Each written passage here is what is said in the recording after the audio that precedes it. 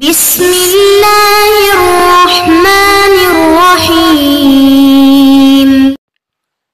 اعوذ باللہ من الشیطان الرجیم وللہ یسجد من فی السماوات والارض طوعا وکرہا وظلالہم بالغدو والآصال۔ عزیز طلبہ کرام، سبق نمبر 92، آیت نمبر 15، سورہ رعد۔ وللہ یسجد من فی السماوات والارض، سبق کا حاصل یہ ہے کہ لہو دعوت الحق کے اوپر دوسرے قسم کے دلائل کہ ہر چیز کا مالک اور مختار بھی میں ہوں، اور ہر چیز میری تابعدار ہے، ہر چیز مجھے سجدہ کرتی ہے، ہر چیز کا مسجود میں، اور ہر چیز کا رب میں، ہر چیز میری مربوب، اور ہر چیز جو ہے وہ میرے سامنے ساجد ہے۔ اس لیے چاہے وہ اوپر آسمانوں میں ہے، چاہے زمین میں ہے، چاہے وہ سجدہ خوشی کے ساتھ کرے، چاہے وہ ناخوشی کے ساتھ کرے، وہ چیز بھی اور اس کے سائے بھی میرے سامنے سجدہ اور جھکنے والے ہیں، اور ہر چیز کا پالنے والا مالک اور متصرف میں ہوں، چاہے وہ آسمان والے ہیں، چاہے وہ زمین والے ہیں۔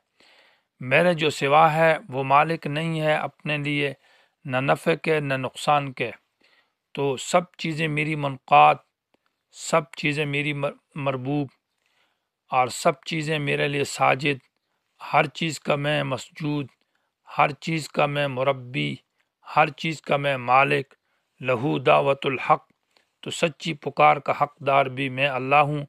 میرے سوا جو کسی غیر کو پکارے گا وہ نقصان، اور اس کی مثال اعمیٰ اور ظلمات کی ہوگی، وہ اندھا ہے، وہ اندھیروں میں ہے، اور جو مجھے پکارے گا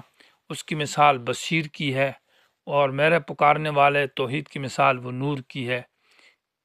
تو اس دلائل کا ذکر ہے اب ان آیات کے اندر۔ وللہ، خاص اللہ ہی کے لیے، یسجد تابعدار ہے، من وہ مخلوق فی السماوات جو آسمانوں میں ہے، والارض جو زمین میں ہے، طوعا وکرہا خوشی کے ساتھ منقاد ہیں، وکرہن اور جبر اور ناخوشی کے ساتھ، وظلالہم ان کے سائے بھی میرے سامنے منقاد ہے، صبح والآصال اور شام۔ قل کہہ دیجئے من رب السماوات والارض،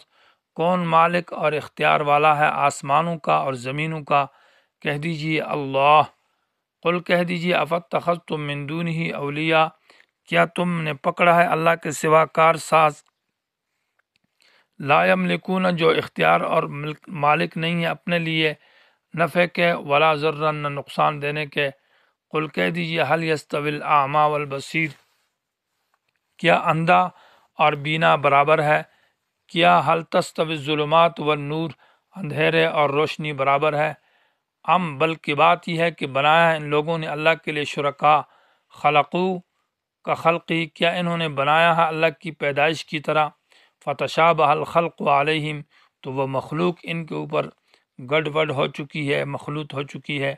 قل کہہ دیجئے اللہ خالق کل شیء، ہر چیز کا خالق اللہ ہے، وہو الواحد القہار، وہ ایک ذات ہے، وہ زور والی ذات ہے۔ وللہ یسجد، اس آیت کے اندر یسجد جو ہے یہ تابعداری کے معنی میں ہے، اور تکوینی انقیاد مراد ہے، تفسیر بحر محیط ابو حیان کی۔ وللہ معنی خاص اللہ ہی کے لیے، یسجد معنی تابعدار ہے، من وہ مخلوق فی السماوات والارض جو آسمانوں میں ہے اور جو زمین میں ہے۔ انقیاد ظاہری مراد ہے تابعداری، یا معنی یہ ہے کہ خاص اللہ ہی کے لیے سجدہ کرتے ہیں، من وہ مخلوق فی السماوات والارض جو آسمان اور زمین میں ہے، طوعاً خوشی کے ساتھ تو مومنین سجدہ کرتے ہیں، وکرہن اور ناخوشی کے ساتھ معنی یہ ہوگا کہ مشرک یا غیر الباز جو ہے وہ زبردستی سجدہ کرتے ہیں۔ تو اصل معنی یہاں پر تابعداری کے ہے، کہ معنی یہ ہے کہ اللہ کے سامنے تابعدار ہے، طوعاً خوشی کے ساتھ جو مومنین ہے، اور کرہن مجبوری سے مراد یہ ہے کہ اللہ کے حکم تکوینی کے وہ تابعدار ہے، کہ اللہ کا حکم ہے، وہ اللہ کے سامنے بار امور تکوینیہ کے اندر تصرفات، یعنی موت، حیات اور روزی، ان چیزوں میں وہ اللہ کے سامنے تابعدار اور جھکے ہوئے، اللہ کی مرضی کے بغیر وہ کچھ نہیں کر سکتے، یعنی اللہ کا اختیار اور تصرف ان میں چلتا ہے، تو یہ کرہن کا معنی ہے۔ وظلالہم اور ان کے سائے بھی اللہ کے تابعدار ہے، بالغدو صبح والآصال اور شام۔ آصال آخر النہار کو کہتے ہیں، دن کا آخری حصہ، یعنی وہ عصر کا وقت۔ تو بالغدو والآصال اس لیے کہا صبح اور شام کہ سایہ اس میں واضح طور پر نظر آتا ہے، اس لیے ان دو کو خاص کر کے ذکر کیا۔ تو حاصل اس کا یہ ہے کہ ہر چیز میری سامنے جھکنے والی ہے، میرے سامنے منقاد ہے، اور ہر چیز کے سائے بھی میرے سامنے منقاد ہے، چاہے وہ خوشی کے ساتھ ہے چاہے بغیر خوشی کے ہے۔ اس لیے لہو دعوت الحق کہ پکار کا حقدار بھی اللہ ہے۔ قل کہہ دیجئے من رب السماوات والارض، کون ہے رب مانا مالک کے آسمانوں کا اور زمین کا، یا رب مانا اختیار والا۔ قل کہہ دیجئے اللہ، کہ ایک اللہ کا اختیار ہے آسمان اور زمین کا، مالک وہی ہے، تو پکار کا اور حاجت روا بھی وہی اللہ ہے۔ قل کہہ دیجئے افاتخذتم من دونہ اولیاء، کیا تم نے پکڑا ہے اللہ کے سوا اولیاء مانا کارساز، جو تمہاری کام بناتے ہیں، جو تمہارے معبود ہے، حاجت روا ہے، اور ایسے ہیں کہ لا یملکون، وہ اختیار نہیں رکھتے، لانفسہم اپنے لیے، نفع دینے کے، ولا ضررن اور نہ نقصان کے، جو اپنے آپ کو نفع اور نقصان نہیں دے سکتے تمہیں کیا دیں گے۔ اور سورہ فرقان کے اندر آیت نمبر 3 میں ہے لا یخلقون شیئا وهم یخلقون، وہ کسی چیز کو پیدا نہیں کر سکتے، وہ خود مخلوق ہے۔ اور لا یملکون لانفسہم نفعا ولا ضرا ولا یملکون موتا ولا حیاتا ولا نشورا، نہ وہ موت کے مالک، نہ وہ حیات کے مالک، نہ وہ دوبارہ زندہ کرنے کے مالک۔ تو یہ قل کہہ دیجیے حل یستوی الاعمی، کیا برابر ہو سکتا ہے اندھا؟ اندھا سے مراد مشرک ہے، جو کہ قرآن سے اندھا ہے، جو کہ اللہ کی توحید سے اندھا ہے، اللہ کی ذات اور صفات سے اندھا ہے۔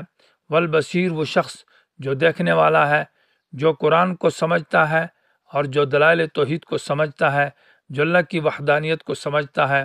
اور اللہ ہی کے سامنے جھکنے والا ہے، اور ایک جو غیروں کے سامنے جھکتا ہے، اور جو اندھا ہے اور جو جاہل ہے، یہ دونوں برابر نہیں ہیں۔ ام هل تستوی الظلمات والنور، کیا برابر ہے اندھیرے، جو کہ شرک اور کفر اور فسق اور فجور اور غیروں سے مانگنا، غیروں کے سامنے جھکنا ہے، یہ اندھیرے ہیں۔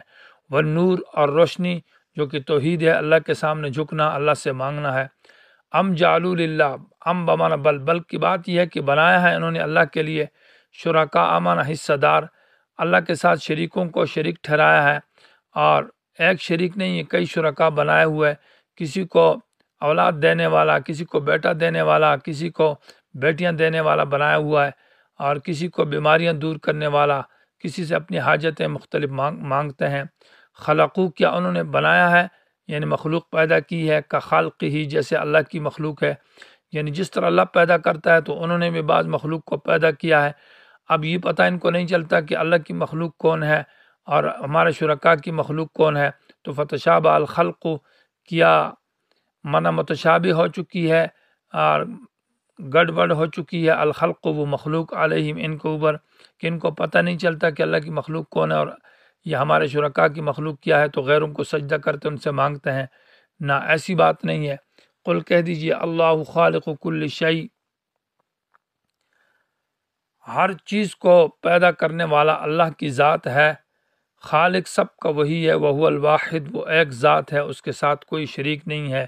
القہار، وہ زور والا ہے، وہ غالب ہے، وہ جو اپنا حکم چلاتا ہے اس کو نافذ کرتا ہے، اس کے سامنے کسی کا کچھ بھی نہیں چلتا، اس لیے لہو دعوت الحق، کہ سچی پکار کا حقدار بھی وہی اللہ ہے۔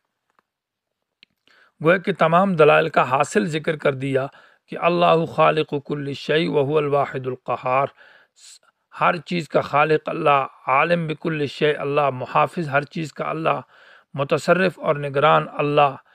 اور ہر چیز اللہ کے سامنے منقاد، اور ہر چیز کا مالک اور اختیار والا رب السماوات والارض اللہ،